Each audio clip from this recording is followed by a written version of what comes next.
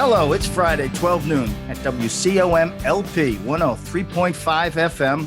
Welcome to Chamber Chatter, North Carolina's monthly roundtable discussion with local business leaders. This program is underwritten by NC Chamber Maps, the local map for the local business. My name is Rick Walsh, and the business leaders joining me today with the assistance of Zoom technology are Ann Welton, president of the Wake Forest Chamber of Commerce, Loretta Byrd, president and CEO of the Benson Chamber of Commerce, and Kate Davis, executive director of the Fuquay-Varina Chamber of Commerce. Also with us today is Mark Snyder. Mark Snyder created Chamber Chatter back in 2018 as a complement to his very successful map company, MapTunes, of which NC Chamber Maps is an affiliate. Welcome, Mark. Thank you, Rick. All right, let me take this program for a quick spin around the block. Let's start with you, Ann. First of all, wahoo wah. And for any of our listeners who did not go to the University of Virginia, it's the call of the wild. Ann, can you tell me a little bit about yourself, how long you've been with the chamber and how long you've been the president, and anything else you might want to add? Certainly. Thank you so much for having me today. Really pleased to be here. Okay. I've been with the Wake Forest Area Chamber for 5.5 years. Chamber world was not the main part of my career originally. I'd done a lot of communications and marketing work, primarily in the telecom space.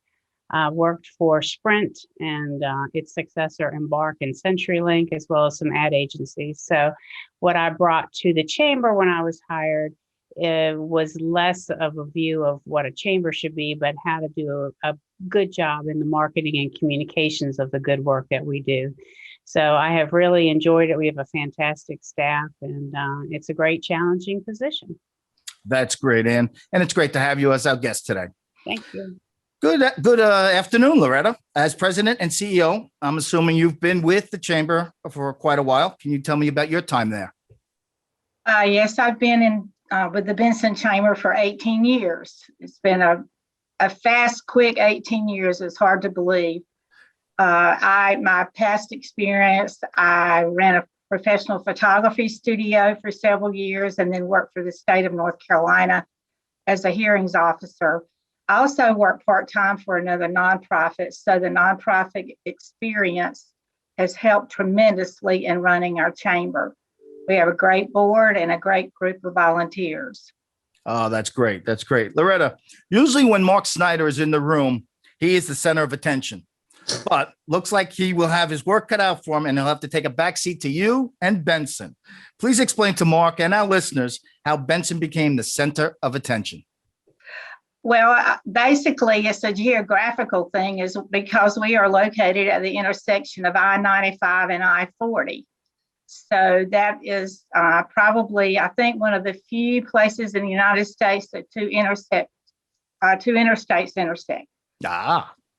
So we're thrilled to be here, and our center of attention. We do about most anything that's legal, and that is we're able to market ourselves, and we've still got a small town atmosphere, but we are growing by leaps and bounds here in the southern end of Johnston County. So if we rerouted the snowbirds that went from New York down to Miami, little inland, and through Benson, we could put Pedro, the south of the border, and those 300 annoying billboards you see on 95 out of business. And Benson could be the new stop-off point on the way going south. Probably so. Actually, it is halfway between New York and Florida. There you go. Thank you, Loretta. It's great to have you on the show. Thank you for having me. All right, Kate. Good afternoon. How are you doing? I'm doing good, Rick. Thank you. I'm glad to hear that. All right. I want to tell a little story here. Kate, I don't know if you are even aware of this, but you and Patty were the first chamber that I actually mentioned possibly doing a chamber chatter in North Carolina. It was February 20th of last year. We discussed it. I said, I'm thinking about it. But a week or two later, everybody's life changed. But with a little perseverance and a little patience, we landed a contract with WCOM LP 103.5 FM. And we hired an engineer and a producer from NBC. That's Dan. And we rode the coattails of Mark's successful Chamber Chatter program in New York. And in May of this year, we launched Chamber Chatter, North Carolina style. So I think I owe you and Patty a thank you. You're welcome. Hey, Thank you Rick, very much. Patty who?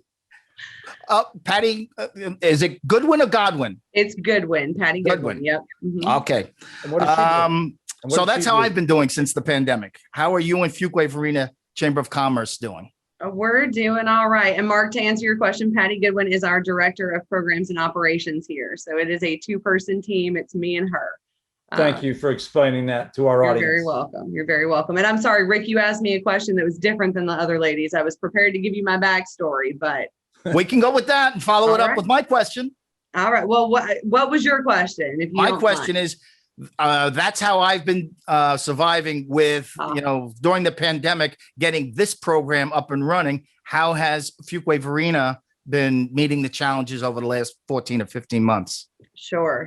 I think that, what a lot of people don't realize is that most of the work that the chambers do happens behind the scenes anyway. I think there are a lot of people in the community, a lot of people, especially in the business community outside of maybe your town, that don't know what chambers do.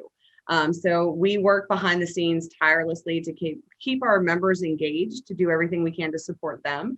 We started some other initiatives along the way of, back to Member Mondays and highlighting membership in ways that we could without necessarily having everybody coming together in the same ways. We also, we've been on a severe austerity program, which I'm sure a lot of others can relate to as well, where, we're doing everything from cleaning our own building to cutting our own grass at this point, and have been for the past year, just trying to, keep those financials looking as strong and as healthy as they can while we weathered this storm. So we're happy to be coming out the other side of it and to have we've already had a first successful event under our belt that's been live and in person, and we're just looking forward to more of that. What was the first successful event? We had a partnered golf tournament with the Holly Springs Chamber of Commerce. We actually used to do it, but the last time we did was 2014. Okay. So we brought that back.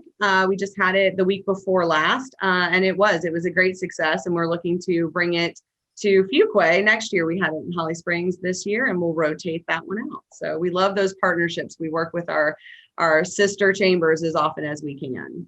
Well, I usually close my program with a certain couple of, thank yous and a line, and it seems appropriate just to say it now. I'll repeat it later. But in my opinion, I would, when it comes to the chamber and the utilization of it, I just want to say the chamber is your friend. Join it and utilize it, because every show we do, it's not so much the people who belong to it, because they're on your email chain, they're getting everything you tell them, but there are people outside that just are not aware of what you have to offer. And it came more into light with the whole pandemic and everybody's struggling. Nobody could open their doors. So it's just like I said, it's your chamber, utilize it. So, all right. So let's get started here. To put our guests in baseball parlance, we have 3 cleanup hitters, and not a bad lineup. How about we start with you, Ann? Let me tell you a little story of what happened to me this week. This past week, I went to get a pair of glasses. Thank you. And I had to call the optometrist office from the parking lot and arrange to be the only one in the reception area. And then when I went in, I needed to wear a mask. Did what I had to do, got my glasses, left, went to go get a slice of pizza, and nobody's wearing a mask. So we're obviously on the cusp of the transition. So my question to you is basically Wake Forest Chamber, your local businesses, the town itself, how are they dealing with this transition? Well, we are following our governor's guidelines and the CDC's guidelines in terms of masks and all those sorts of things. So we are certainly don't want to be in the forefront of an organization that's not following all the rules. But we are very fortunate that things have really, really opened up over the past month. So we are really pretty much back to normal. We're allowing people into our building and using our conference room again. We've had 3 successful outdoor events this spring. We've changed our after hours that used to travel every month to a different business for that particular party. We now host them all here at the chamber because we know we can have people outside in our courtyard and we can make sure everything's clean. So we're really heightened awareness of hygiene and all that sort of stuff. But now that things are really opening up, we are opening up as well. Well, let me ask you this question. I live in Apex, and Apex, when they said, okay, only 25% capacity and then 50%, they let them, they basically took all the parking out on Salem, and they let them have outdoor dining. And, that helped them at least, survive. Now that it's opening up, they're letting them keep that outdoor dining. So, it's a good, I don't want to say olive branch, because it's not like they were ever at odds, but it's a good, helpful step in helping these local businesses get back on their feet. Do you have that same type of relationship with your town? And do you find them, in your backyard, helping you do whatever it is to make things work and get back on your feet?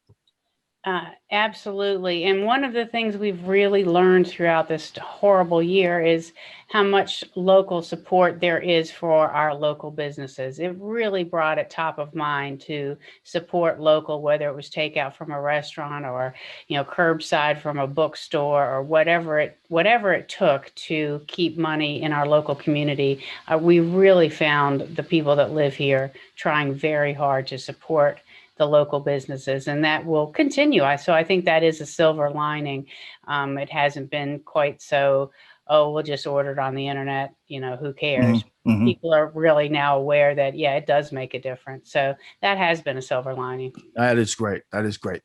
Loretta, since 2010, let me make sure I have these numbers right. Benson's population has grown 20%. That's a very impressive rate for most towns in America, but it pales in comparison to the Triangle. So my question for you is 20% keeps the town vibrant and moving forward, doesn't change the charm and the character. And the people will come, more business will come, in turn, more chamber members. Do you think that it's not too stagnant, but it's not outgrowing the infrastructure and the streets, the commuting, the traffic, the parking? So is it that sweet spot, to put it in Goldilocks terms? Is it the perfect porridge? There's two parts to that growth. Inside the city limits, our population is only 3,700. But if you do a 10 to 15 mile radius, it's 20,000 people. So a lot of the growth is coming outside the corporate limits, but it is affecting our towns, and the county has a program now. They're trying to push all the growth toward the municipalities. Infrastructure is an issue. I think it is statewide, but we are enjoying the growth, and I personally want to see it keep about 20 to 30%, because we want to manage it. We want to be the best small town in the United States. And when you do that, you need to manage the growth so that it isn't overwhelming and the traffic becomes miserable. Oh, absolutely. That came up in every conversation we had on our last program, as a matter of fact. The Orange Corridor, let me just make sure I have this right. It's like it'll be 15 miles from Benson Elementary School, which I believe is on the north side of town. And that's only 15 miles, from the interchange. Do you think in 2 to 3 years, when that's up and running, do you think you'll continue at this 20% pace, or do you think the floodgates and the influx of people is going to open up? When 540 opens, is that what you're talking about? Yes. Okay, the Southern Loop. Oh yes, we're ready, and we know it's going, because we're the third intersection off of I-40 out of the Garner, and that means that we're next. McGee's Crossroads is filling up, which is in part of the Benson area. My membership covers out to that area, but we're expecting a lot of growth. We need some growth. We need some more commercial things. We need some more restaurants and some more retail stores. But I will say this, and I know my peers probably agree with me, small town America is on the way back.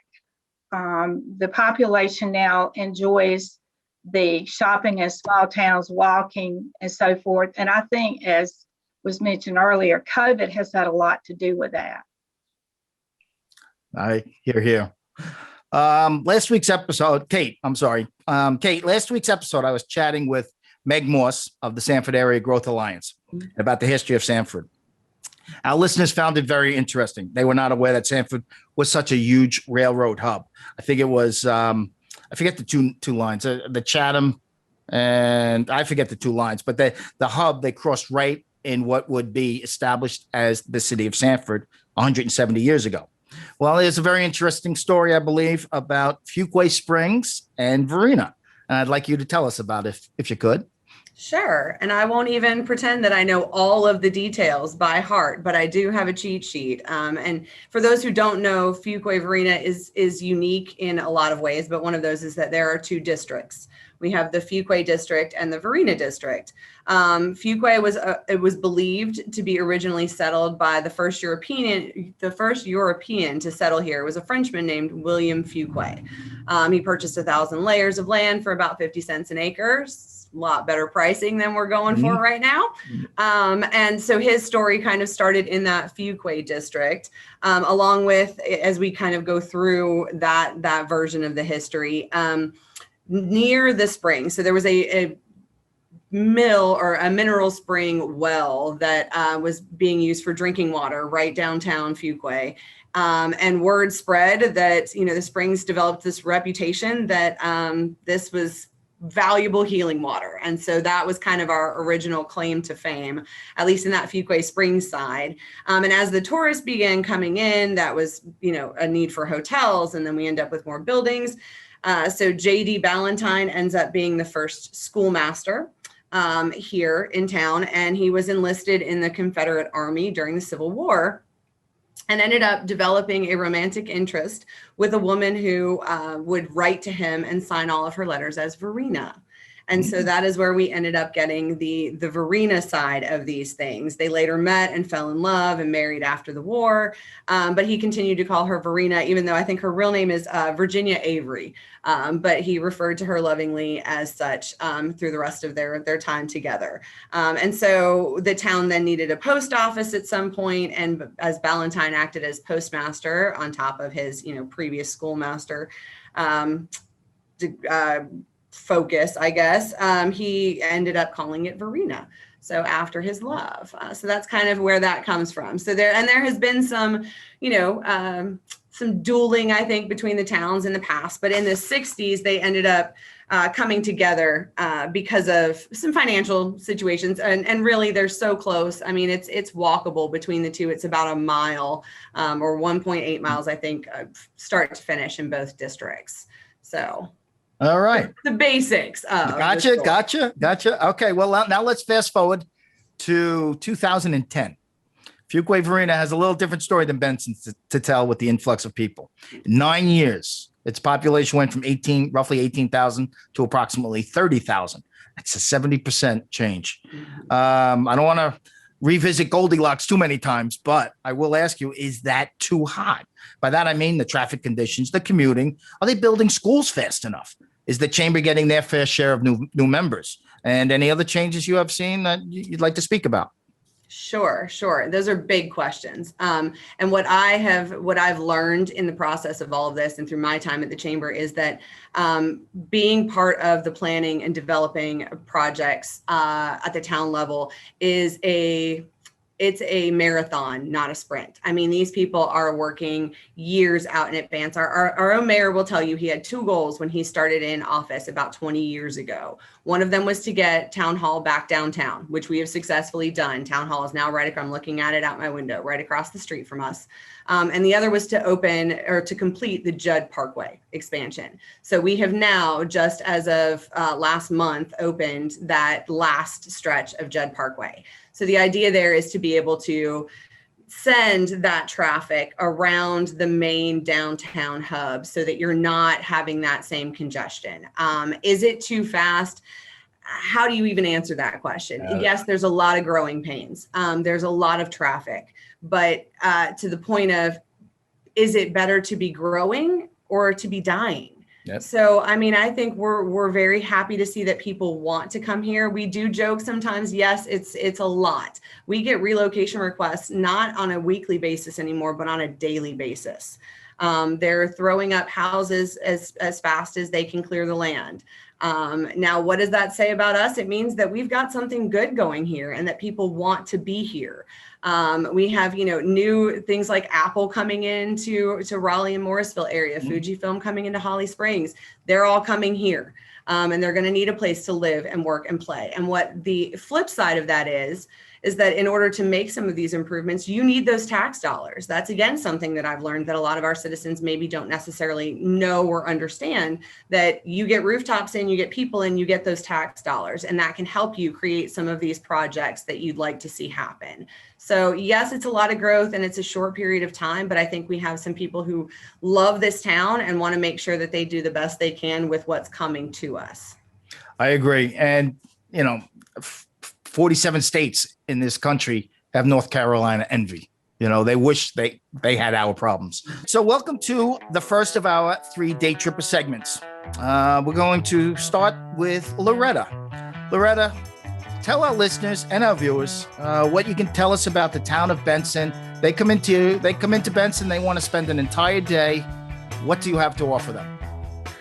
I would say that the first thing they need to do when they come into Benson is visit Benson Historical Museum. It's packed with things to that the history of our town, and in that we're in a rural community, it also addresses a lot of the rural things that have grown and how it's changed during the years. We also have a great car museum here called Carolina Muscle Cars, and those cars are beautiful, and I know people would enjoy visiting them there as well. Then afterwards, you could stroll down Main Street. We have very cute shops. We have some antique shops which have wonderful items in it. And then stop for lunch in Cornerstone Restaurant. Cornerstone Restaurant was a building that was purchased and renovated by a family from Coates. They also have a restaurant in Coates, and it is gorgeous. He was able to keep some of the exposed brick, and in these older buildings on Main Street, America, the architecture is beautiful.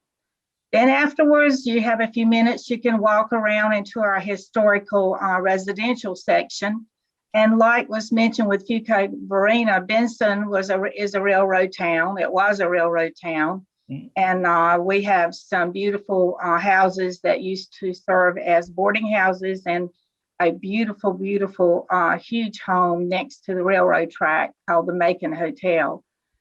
And then I would say you would need to leave the Benson city limits and drive on down to Broad Slab Distillery and do a tour of their distillery and do some samples, some tastings, and meet the owner of that. The Broad Slab Distillery has a wonderful story and a wonderful background. And all I can tell you is that the recipe used in that liquor is the one that the grandsons used his grandfather's when it was when it was illegal to do that, and he's able to do it legally. It's really a nice story. Then come back through town, heading out, and stop in for Sisters to ice cream. And then I would say head on out of the city limits and go on to Lane's Seafood and Steakhouse, which is at McGee's Crossroads, and they're part of our member area. They have wonderful seafood and steaks, and they also have a vineyard there. And when you do that, you'll be exhausted and ready to go home. It sounds like a full day indeed. It does. Sounds great. Rick, I got a 1:30 for the two of us at Cornerstone Restaurant. Okay, book me.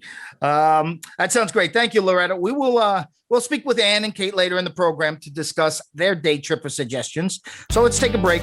And when we return, we will have Kate tell us about Fuquay-Varina's new businesses on the block in our new segment. This is Rick Walsh, WCOM LP 103.5 FM. Thank you.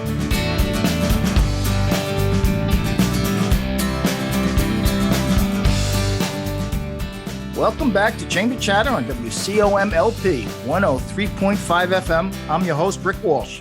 Chamber Chatter is a monthly roundtable discussion with North Carolina business leaders, and the program is underwritten by NC Chamber Maps, the local map for the local business. Today, let me reintroduce my three guests. Ann Welton, president of the Wake Forest Chamber of Commerce, Loretta Byrd, president and CEO of the Benson Chamber of Commerce, and Kate Davis, executive director of the Fuquay-Varina Chamber of Commerce. All right, with a wink and a nod to the 90s boy band, this is the debut of New Biz on the Block. Why don't we start with you, Kate? Fuquay-Varina seems poised to explode as we put COVID further and further in the rearview mirror. How is your membership doing? Can you tell us about any of your newer members and their businesses? Sure, absolutely. And I could probably talk all day about our members and especially the new ones. We welcomed a little over around 30 new members in the past couple months, which is a big deal coming out of COVID. And that's, I think, the tip of the iceberg for what we're looking at. So we have a couple of mixed use developments that are coming to Fuquay. And I think that's Fuquay and the Varina sides, both districts. And I think those are going to help us expand that membership and you know what's available in the town that much more. So right downtown in the Fuquay district, we're looking at a mixed use 3 or 4 stories. They're going to add some parking. There will be retail. There will also be office space, and there will be places for folks to live. So really bringing in that kind of younger crowd, hopefully, that likes to live, work, and play all in the same place. We are also working on a project called Gold Leaf Crossing that's just up 401, still in the Fuquay area. And that's going to be likened to White Oak. I think it's the same developers, as a matter of fact, that did White Oak out in Garner. So that'll be a big development as well, that will offer a lot of space, again, to welcome some new members and new members just to the business community in general. And then if you don't know, Aviator is a large business now that is really expanded in our Varina district, and they are looking to do even more in the coming years. They're looking at doing a distillery right downtown, and they are also going to have a pavilion and some green space involved. So again, another destination for entertainment as well as commerce. So just those couple of projects, and there are so many more, are bringing commerce, alive again here in Fuquay-Varina, especially after COVID. And we are excited to be able to fill those spaces up with some chamber members. My God, that's terrific. 30, continued success. That's great. Loretta, I'd like to use a New Kids on the Block song as a lead in, but I don't know any. So I'm just going to ask you, can you tell us about the Benson Chamber, its new members and their businesses? Well, Benson Chamber's doing fine. We have gotten around 15 new members since the first of the years, and for us, that's great. New businesses are opening up. We're really excited. We have a new art shop opening up in downtown Benson, which is something new for us. And I mentioned earlier, the Sisters 2 Ice Cream. They have been food trucks for about 5 years, and they're now doing a standalone business. It's almost ready to open. We have also out in the McGee's area, there's been a bake shop open, Ms. B's Bake Shop, and also a frozen yogurt open. So we're continuing to get new members. We have some members that have not ever been members of the chamber that decided they would join because they watched us during COVID. And I don't know about other chamber directors, but I think I worked the hardest during COVID that I've ever worked in my life. Just trying to, stay attuned and be there for our members and push out all the information they needed for our members. So we're going to work hard and continue to grow here. Well, it looks like you have one of your opening questions for our next segment, which is Ask a Leader. So you can always just ask Ann and Kate when we come back after the next segment. But that is terrific. 15 is quite a successful ratio of having 15 new members. Congratulations. Thank you. All right, Ann, you're right around 700 members, give or take? Give or take. We lost a few during the last year, for sure. Do you have any uplifting stories, new member updates, or anything you could tell us over the last, year and 3 months? Sure. Actually, like Loretta and Kate, we've had a wonderful spring. I think we hit rock bottom in terms of the difficulties of the pandemic, but February through May, we've exceeded our new membership goals, both in the number of members and in the revenue they've been bringing in. So I feel like it's a very good trajectory that we're on. Everyone's open for business again and ready to get going. Probably our biggest successes have been, we have a 501c3 foundation associated with our chamber, and we've worked really hard to create what we're calling integrated membership. So when a firm joins us, they can choose to join both the foundation and the chamber at the same time and decide where their investment will be spent. So if they're really interested in leadership programming or youth programming, we do financial literacy, we do entrepreneurship training, all kinds of things like that out of the foundation. And if that's what they're interested in supporting, they can choose to put a good portion of their membership investment in the foundation while also joining the chamber. So we're really seeing great traction on that sense. From a lot of times there are businesses that may say, well, I don't need the chamber. We're a manufacturing company. We don't have customers here in Wake Forest. But when you say to them, you can support the youth of tomorrow and support the community through the foundation's programming, all of a sudden the light bulb goes off and they're like, oh yes, we want to be involved in that. So I'd say that's really contributing to our success. That's great. I'm glad to hear that. Rick, if I may, Sure. On Long Island, and the largest chamber we have is about 350 members. And that's the exception, not the rule. How do you manage a chamber of 700 plus members effectively, either pre-COVID or post-COVID? Can you get everybody in a room together? I mean, how do you handle a chamber that size? Yes, we certainly don't get everyone in a room together. And in fact, I think the industry standard is probably about 20% of your membership actually participate in in-person events of any sort. So we don't even attempt it. What we try to do is provide enough services across the board that meet the needs of our members so they can pick and choose from a menu of what really works for them. So we have many large members who honestly don't expect to get anything back from the chamber. They just believe in the work that we do and want to support that through their investment. It's more our smaller members that really need our support and help, and they're the ones that often show up and roll up their sleeves and help each other. Okay, that's great. Well, it's time for our second installment, so don't go too far, Ann. I'm sure you could fill up a month with things to do in Wake Forest, but WCOM LP 103.5 FM has limited us to just this hour. So please tell our listeners about Wake Forest and all of its charm. Well, we are a very unusual town because I really do not know of any other place in the United States that grew around a college. So Wake Forest College was started here on farmland purchased in the early 1800s. The whole college got built up, and then the town was created as a support system for the college, like every other college town. There were department stores and restaurants and pool halls and movie theaters and all those things that come with being a college town. And then in 1956, the college picked up and moved to Winston-Salem, which is about 2.5 hours west. So I really don't know of any other place that had your entire economic engine just get up and leave overnight virtually. So Wake Forest has a very interesting history and story. So for my day tripper, I would definitely start with the history. We have a fantastic historical museum that has absolutely the best produced 17-minute video on the whole story of Wake Forest, how it started, what happened in the 50s, and how it survived to this point.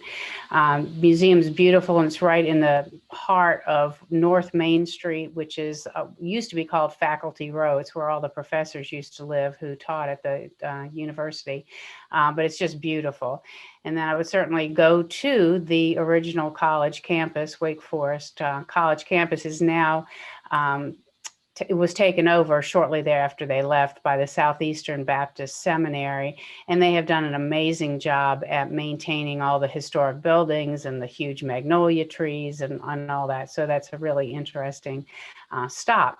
While you're there on that campus, you can take a half a block walk and play golf on Pascal Golf Course, which is where Arnold Palmer learned how to play golf and was on the golf team at Wake Forest College. So that's always fun to have a celebrity in your mix.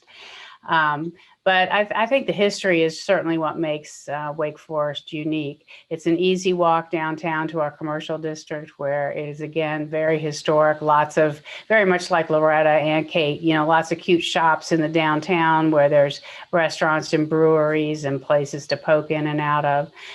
So that you can easily spend a day just doing that. But if you're more outdoorsy, we've got some amazingly beautiful parks here. Carol Joyner Park is just a phenomenal park for walking and hiking. We've got greenways. We have a reservoir that you can walk around and kayak on. So you can do a combination of history and outdoor activities and easily spend a day or a weekend. Certainly sounds it. I have to say, Arnold Palmer is always linked to Latrobe, Pennsylvania. I did not know he went to Wake Forest. He played on the golf team here. Never knew that.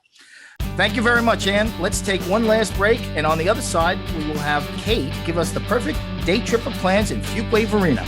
And I will hand over the mic to our guests for the Ask a Leader segment.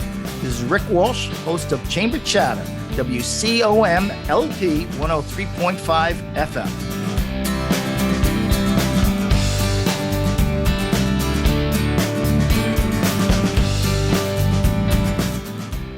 Welcome back to Chamber Chatter on WCOM LP 103.5 FM. I'm your host, Rick Walsh. Chamber Chatter is a monthly discussion roundtable with North Carolina's business leaders. This program is underwritten by NC Chamber Maps, the local map for the local businesses. All right, it's time to Ask a Leader, and that's where I turn over the microphone to let our guests ask the question. Let's start with Kate. Kate, what questions do you have for Ann and Loretta? I always think it's interesting to find out what from other chamber leaders, what your biggest challenge is in your position. What do you find the most challenging about the work that you do? That's a good question. Okay, go ahead, Ann. I was going to punt to Loretta, but I think it's always communicating the value of the organization. Just, when people get it, they get it. But if they don't understand it, they really don't understand how they can help their own community and themselves at the same time. And I think it's just a constant as people come and go. So that's certainly one of my biggest ones. Loretta? Agree with you, Ann, and also membership retention. If you can't hold them 2-3 years, then they're not going to come back. And we have right now, especially with a lot of the new members, they're joining for the ribbon cutting and all the publicity. But I'm going to wait to see a year from now if they're ready to come back with renewals. And there's just not enough hours in the day. And I don't know about you got ladies, but I think my members right now are more needy than they've ever been. They need us. They're depending on us more.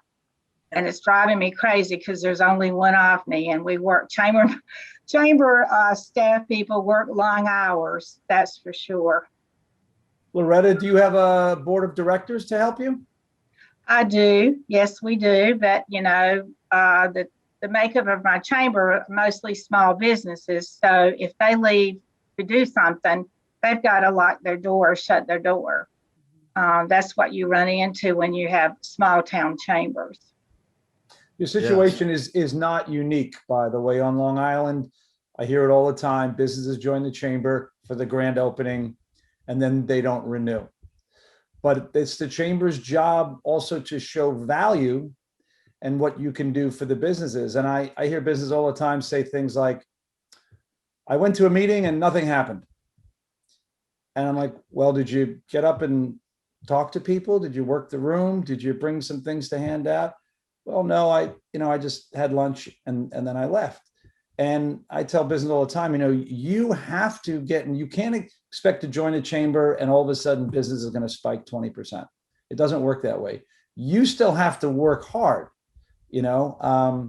Anyway, I can go on and on about the importance of attending meetings and getting involved in the street fair and all of those things. But as so many people say, I joined the chamber and nothing happened. Well, they didn't do anything either. It also came up in conversation in our last episode about how it's been a kind of a role reversal of all of a sudden people are going to the chamber now because they were panicking. It's, usually it's the mass emails, and it's come down and, give a little taste of the chamber and see if you like it. Maybe you can join. But during the pandemic, when a lot of these businesses were really suffering, then all of a sudden they were the ones reaching out to the chamber saying, please help me. So it's just a little bit of a role reversal. I agree. And also I'm finding too that our missions or our goals, my members are more interested in ways that we can advocate for them in Raleigh with the legislature, a lot of different ways. I don't know that networking, and that might be driven by the fact that everybody was at home and using Zoom. Networking doesn't seem to be at the top of their list anymore. We're definitely having people that want to get together now. That's become, a big push for us is getting in front of people. But to Loretta's point, a lot of it has also been advocacy. I mean, last year we were able to work with the Downtown Association here and the business owners to produce what we called the Fuquay-Varina Angel Fund, where we raised $121,000 in about 2 weeks to save 56 businesses from shutting their doors.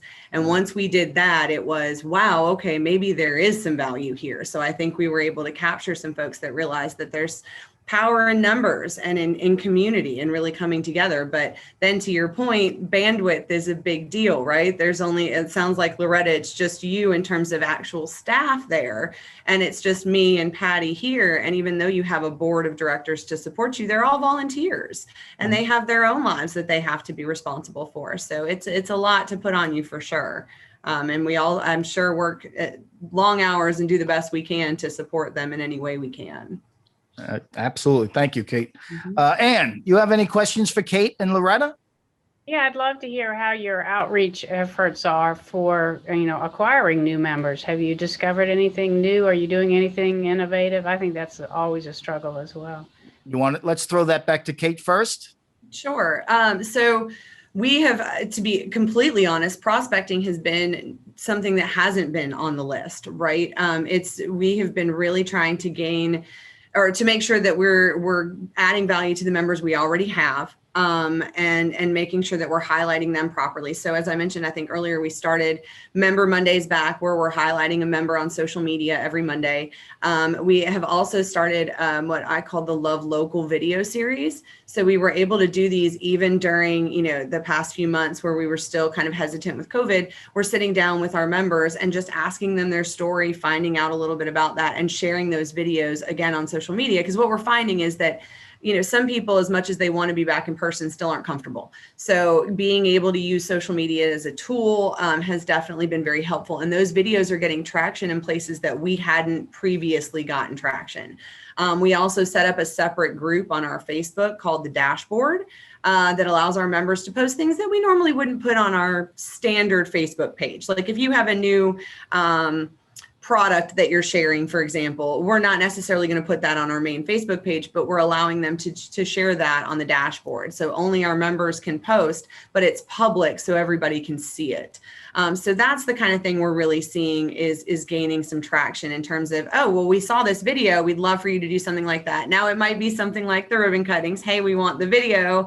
And then maybe we stay, maybe we don't. But you can lead them. You can't necessarily make them drink, right? So we bring them in, and that's been the kind of thing that I think has been very effective for us.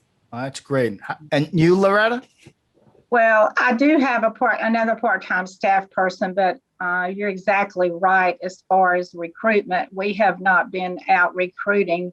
Well, first of all, we couldn't during COVID. And now that we've all opened up and it's festival season for me, getting ready for festival season, and we're doing a lot of out in-person events have started back as well, then it's limited time. So we do a business of the week where we go out and interview them and take a photograph and present them with a certificate. And one thing that my assistant does is that we try to share Facebook posts from our members. One of her jobs is, for lack of a better word, to troll Facebook to check to see what our members are posting as well. And social media is where it's at right now. That's Yeah. for sure. And Isn't that the truth? let me ask you a question. So you have 700 members. I can't imagine you're flying solo. You must have people working with you. Yeah. No, we've got total of 6, 3 full-time and 3 about 4 days a week part-time. So yes. I know 2 people on this program that are very jealous right now. Absolutely. That's a nice staff. That certainly is. And you could probably use more, right? Yes. All right. Well, let's not stray too far from Loretta. Loretta, you have any questions for Ann and Kate? Wow, I have been thinking about it, but what are you doing for the morale of your businesses? A lot of them hit rock bottom during COVID. Have you come up with any neat ways to make them feel better or help them out coming out of COVID? That's a great question. We really haven't done anything specifically. We have this historic downtown that people think of as Wake Forest, but our reach is very, very broad. We go all the way into North Raleigh and Franklin County. We have a huge circle. So it's very hard to, just focus on a narrow geographic area. But we did start doing Friday emails that remind everybody that who our local restaurants are when you're making a decision to where to go out to dinner this weekend. Don't forget, choose a chamber restaurant. We provide, lists of them. We try to do things in general that are always retention oriented. Kate? I have to default back to the video series. I think that's been the best way to not only stay in touch, but to really kind of boost people in terms of, highlighting what we're able to highlight in a safe and positive way. We also were able to bring our growers market back. It's not ours as the chamber, but we worked with some volunteers out of the Post Center in Raleigh and some private citizens as well. We have hosted it in our parking lot in the past. And so now we've been able to bring that back. And that was one of the few things that was allowed in person, even during COVID. So we were able to get that back up and running for this season. And I think, and you ladies, I think Loretta had mentioned that there's a growers market, and maybe it was you. I think that's something that boosts morale is to drive into town on a Saturday morning and see people and see things happening. So even though it's not as big as we want it to be just yet, it's growing. And I have a lot of hope for that, bringing people into downtown again as well. So I think that just in and of itself has been a bit of a morale boost. All right, great. Thank you very much. All right, in our last installment of Day Tripper, we are going to go to you. We're coming right back to you, Kate. So tell us about things to do in Fuquay-Varina, and it's all yours. I'd be remiss if I didn't plug that it's a dash more. A dash more. Slogan. It's a dash more. We do have 2 districts, which means there is plenty to do. Yep. I don't know if it's that version of a dash, but it is a dash more.